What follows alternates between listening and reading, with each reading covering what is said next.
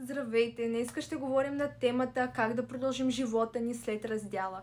Да, раздялата е много тежък период. Да, след раздялата постоянно се питаме какво направих, какво не му хареса, къде изгреших. Понякога тези хора си тръгват с обяснение, понякога хората си тръгват без обяснение. Ние постоянно седим и се чудим и мислим, че това е края на света.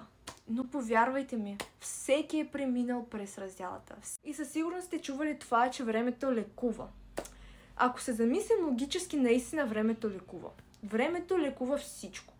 Но ако се замислим емоционално, се питаме колко още пък да ме боли, колко време да мине, че да забравя за този човек. Искам да ти дам няколко съвета как да я преминеш по-лесно и по-безболезнено. И първото е дай си време за рев. Да, за рев. Това не е нищо нито срамно, нито странно. Рева помага за всичко. Рева, това е най-големия успокоител. Дайте си времето да ги пуснете тези емоции. Да не ги държите вътре в себе си, да казвате аз съм силна, няма да се подам на емоциите. Не! Подайте се на емоциите си. Следващата стъпка, която е, мисля, че най-важната. Изтрийте си всичко с този човек. Абсолютно всичко. Всички скриншоти, всички номера, всички чатове, всички снимки. Да, дори снимките си ги изтрите. Да, това може да звучи абсурдно, ужасно, гадно. Не искам да ги трия. Да, и аз съм била така. Аз не можех да изтрия снимките на човека, с който съм била. Затова просто ги препратих на стария ми телефон, който е в друга държава, и че да стигна до тези снимки, аз трябва да премина през много дълъг път. Но не съм запазила абсолютно нищо на този телефон. И съветвам на вас. Ако нямате смелостта, ако не искате, ако за вас това е прекалено жестоко, да изтриете снимките, просто ги препратете, компютър, няма значение къде, обаче да не е лесно за намиране. Защото много от нас си седим в стаята, когато ни е тъжно, скучно, влизаме в галерията и се почва едно гледане на стари снимки, сещаме се за старите моменти и това нещо ни излиза от главата. Просто си представете хората, които са зависими, защото когато ние гледаме човека постоянно, когато му четем чатовете, гледаме му снимките, по този начин ние сме зависими от този човек. А какво прави зависим човек? Например, аз исках да спра да пуша цигари. Какво направих? Изхвърлих си запалките, изхвърлих си кутиите от цигари, изхвърлих си всичко. Дори понякога съм спирала и комуникацията с хора, които пушат, за да не мога да пуша. Така е и с връзката. Ако не искаш нищо да те напомня за този човек, изтрий всичко с него. Всичко.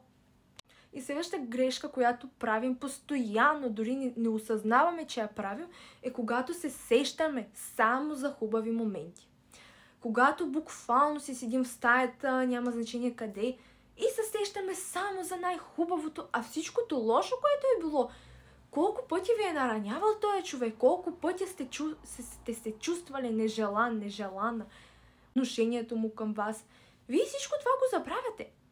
Вие буквално си рисувате картинка в главата, че този човек е бил най-идеалният човек на света.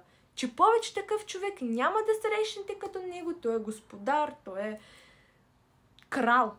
Това е най-голямата грешка. Това въобще не трябва да се прави. По-добре седнете, отворете си една тетрадка.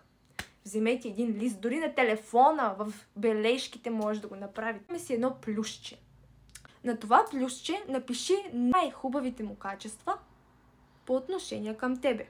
Тоест, не трябва да има той е хубав, той е висок, той е спортсмен. Не! Той е уважавал родителите ми. Той ме е подкрепял в новите ми начинания. От този сорт. И отсреща пишем минусче. И буквално щеме за абсолютно всичко, което е правил, което на вас не ви харесва. Той е нетърпелив. Имаше агеми с агресията и така. И ще видите, че повече факти, които сте написали, са били в минусче. Повярвайте ми на 100%, че в плюса няма да има толкова много неща. Гарантирам ви. Дори ви съветвам да спрете да говорите на приятелите си, на приятелките си, на родителите си за тея хора. Защото постоянно, когато говорим, например, да кажем Елена, човек, Елена беше прекрасна, с нея ходихме на тези места, с нея гледахме тези филми, това като го говорим на други хора, по този начин ние пак си казваме, т.е. дори не го осъзнаваме, че го казваме. Обаче то в мозъка ни изглежда така, че като Елена друга няма. Тя е кралица. Защо ни е това? И последната стъпка, когато дадохме време на емоциите си, блокирахме ги, изтрихме всичко с тях. Следващия етап е развитието ни. Повярвайте ми, много хора, много успешни хора са постигнали успеха си, именно когато някой ги е предавал, някой ги е наранявал, някой ги е напускал. Именно тогава те постигат успехи, повярвайте ми. Това е времето, когато сте в раздяла и ти имаш безкрайно време да опознаеш себе си отново. Например, аз докато съм била във връзка, аз не съм знаела, че аз обичам да чета книги, да рисувам. Аз не съм го знаела това. Аз го разбрах след раздялата, когато почнах да търся себе си. Но тук е важното да разбирате, че вие се променяте за себе си. Не се променяте само и само след време този човек пак да се върне при вас. Не, само за себе си.